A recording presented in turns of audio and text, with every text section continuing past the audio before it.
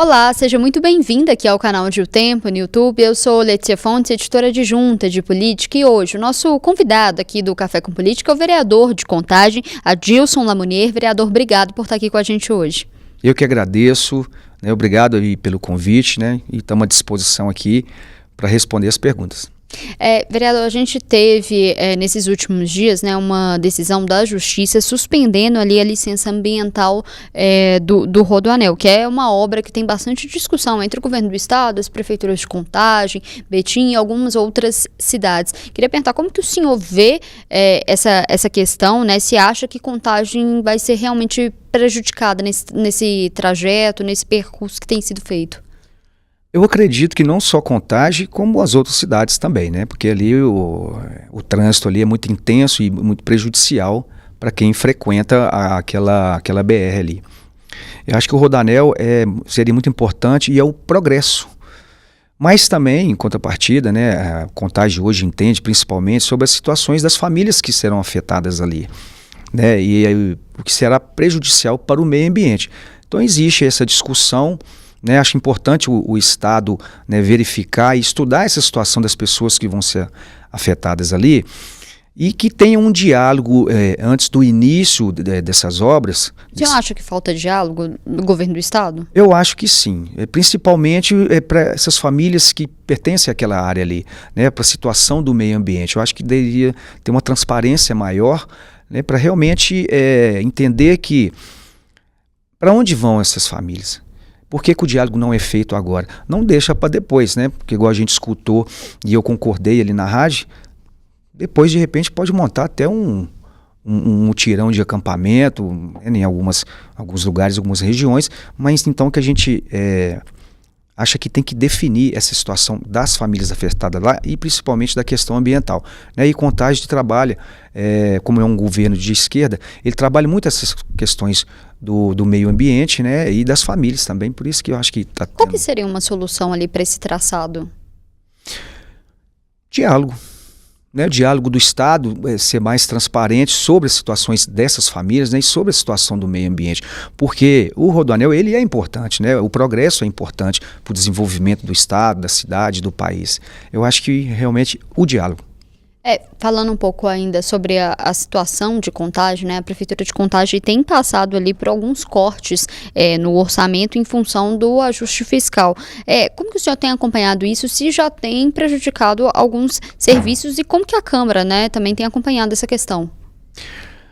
A gente está sempre atento a essas mudanças e essas discussões do município, eu não sei te falar ao certo quais são as causas desses cortes, algum serviço já tem sido prejudicado, assim, do que o senhor teve conhecimento? A gente tem acompanhado mais a questão da saúde, onde está tendo uma redução, mas é um programa que a Prefeitura está trabalhando para realmente enxugar o setor da saúde, sem prejudicar o trabalho que é feito. Até então a gente não tem muita reclamação de alguns lugares, alguns UBS que estão sofrendo com isso.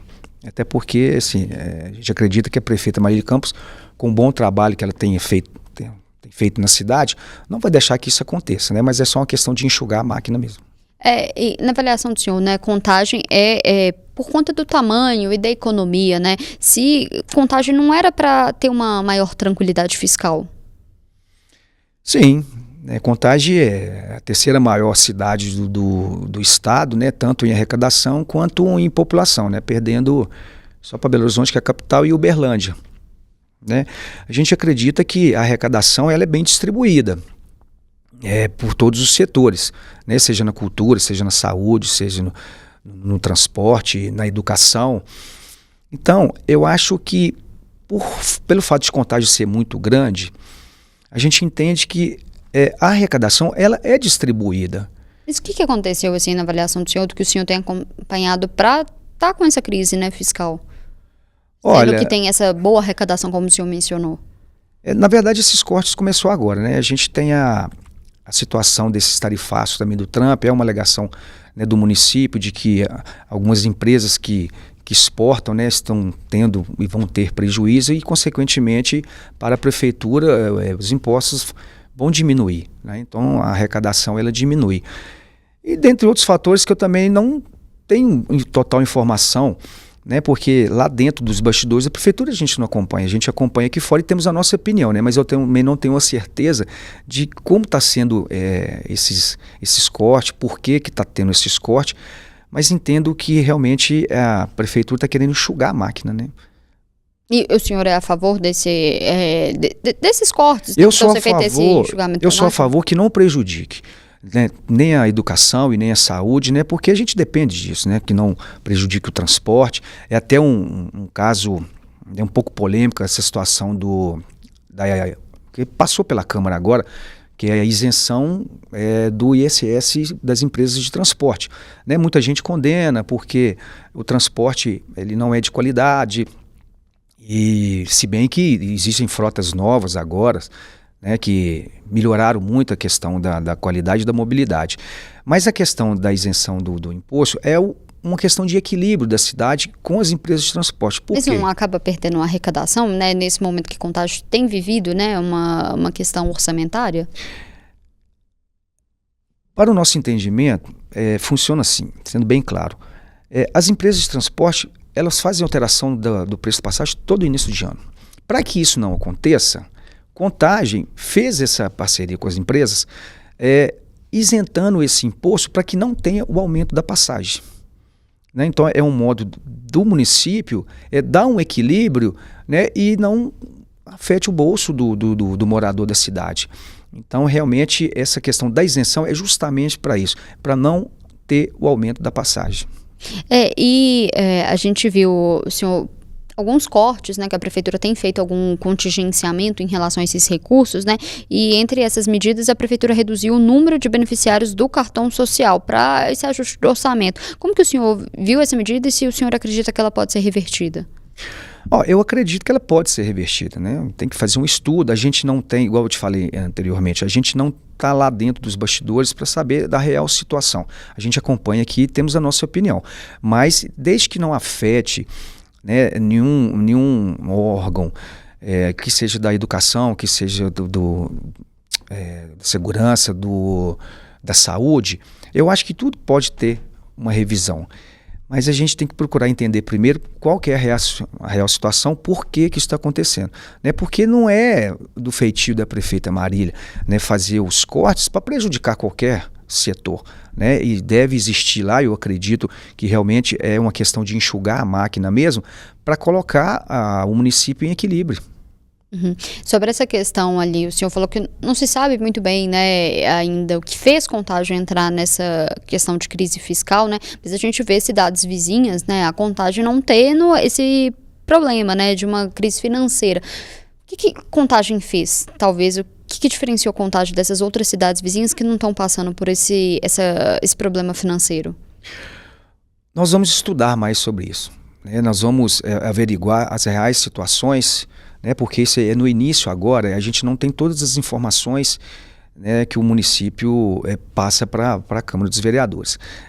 O município hoje está mais preocupado com aprovações de alguns projetos de leis, né, como lá do desenvolvimento urbano, os novos códigos de postura, mas a gente vai procurar... A Câmara pretende alguma ação nesse sentido?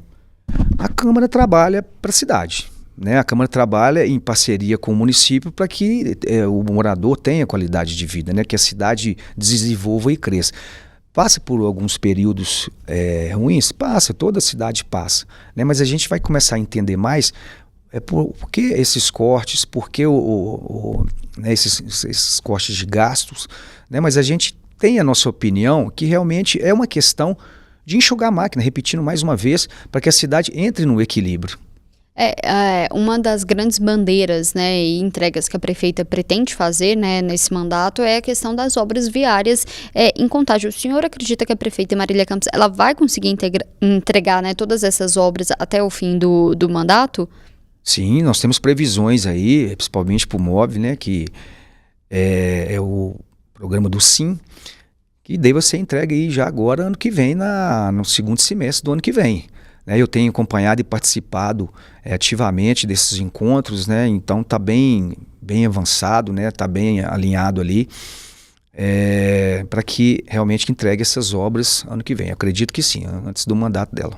E pergunto isso porque tem uma expectativa, né, da prefeita Marília Campos disputar, né, as eleições do próximo ano, seja ali numa vaga para o Senado, ou seja numa vaga ali a vice, né, o governo de Minas, mesmo se ela saísse descompatibilizar ali do mandato, o senhor acha que essas obras vão ser entregues?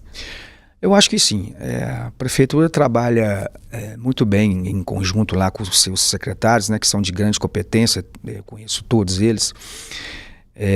Mas a Marília, ela é uma prefeita que preocupa muito com a cidade. É uma mulher que trabalha muito, né, incansavelmente, né, tá na rua todos os dias, tá com diálogo, né, com o morador, está em diálogo com os partidos.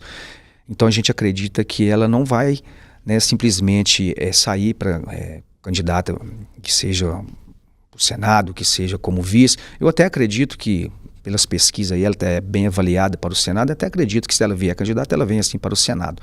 Mas ela não deixe a cidade entregue, né, nas mãos de qualquer pessoa que não vá seguir aquela linha que ela tem. O atual vice, né, ela saindo, quem assume, né, Ricardo Faria. É o Ricardo Faria. Como que o senhor analisa como que poderia ser uma sucessão, um governo dele? Se seria muito diferente de um governo da Marília?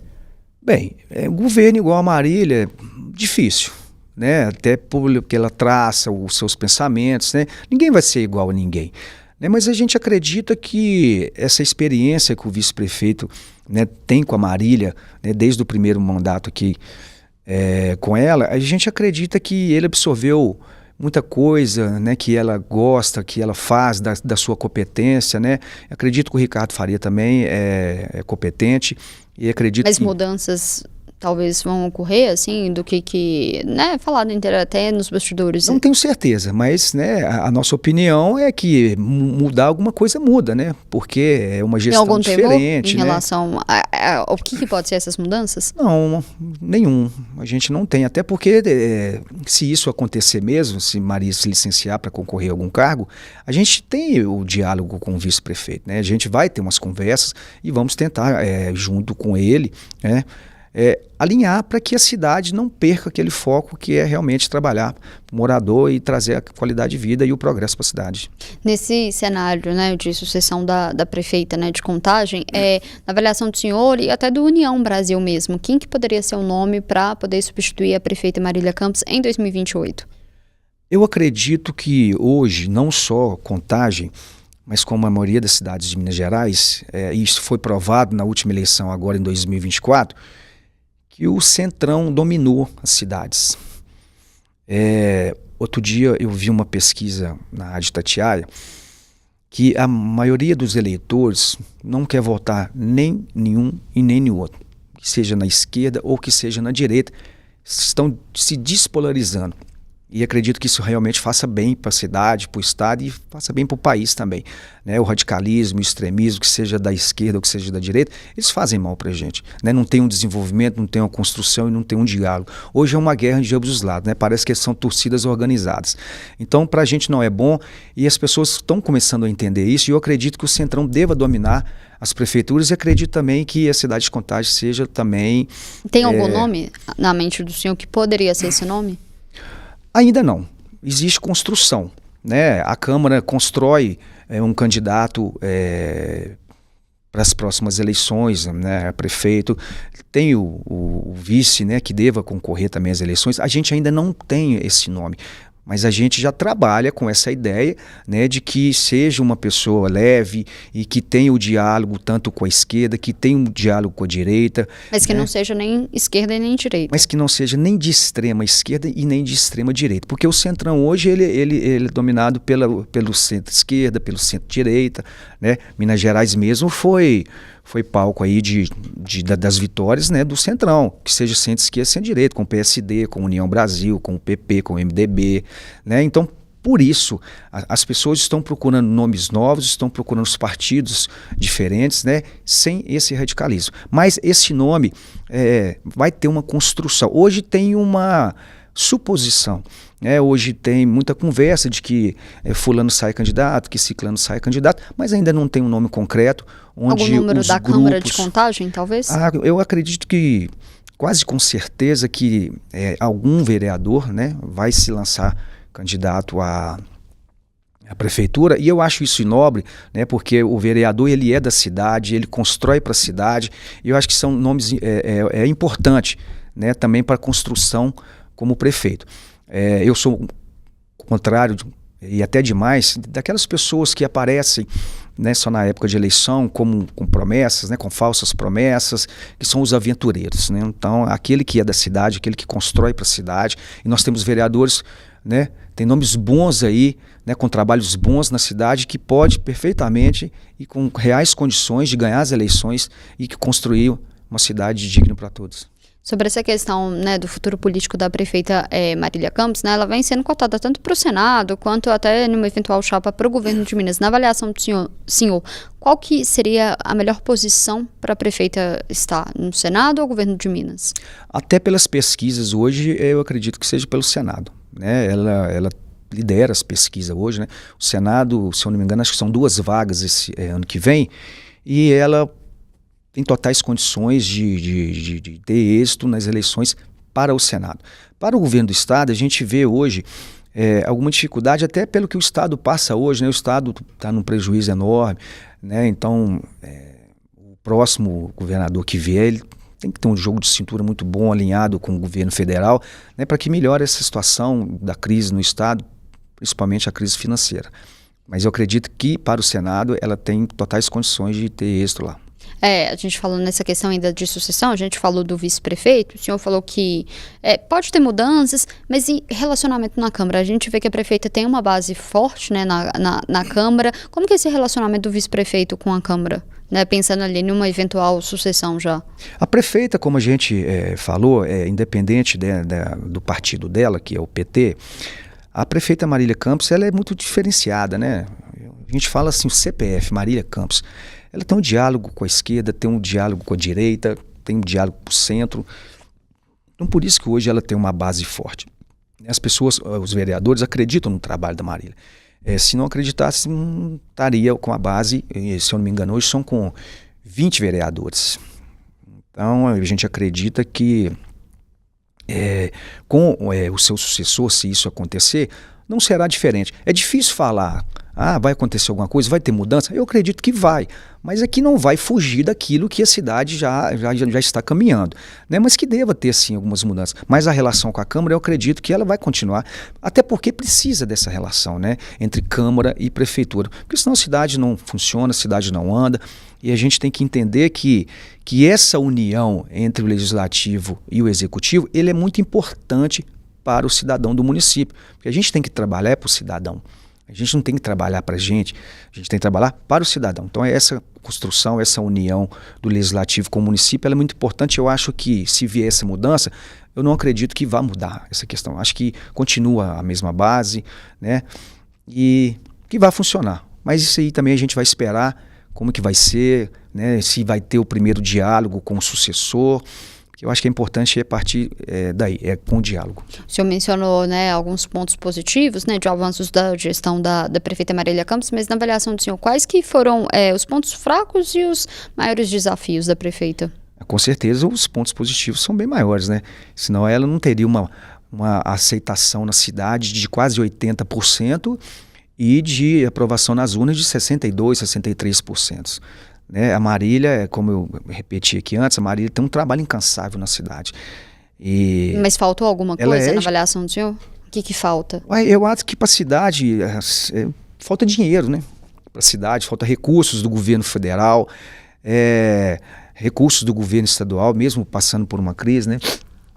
E deixando claro aqui que como o governo do estado também não é a favor do município por questões partidárias, né? Aí não tem aquele entendimento. Hoje a gente tem um entendimento, o município tem um entendimento com o governo federal por questões partidárias mesmo. Isso é bom para a cidade. Eu prego muito que o seguinte, olha, Quem é o presidente? Qual partido que é? Para a gente não deixar a cidade atrasar, seria importante que ela seja aliada do governo federal, porque senão eles travam os recursos, né? Fica essa guerra partidária. Então é importante que o município ande junto com o governo federal para receber essas arrecadações.